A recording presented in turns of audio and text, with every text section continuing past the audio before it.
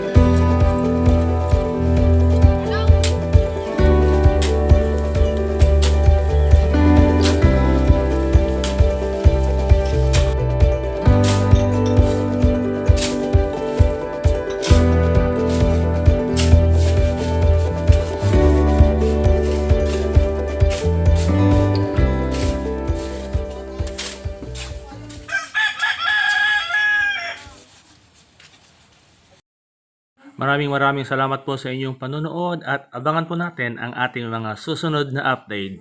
Muli, ito po si Kaka Ingo, nagpapasalamat sa inyong lahat.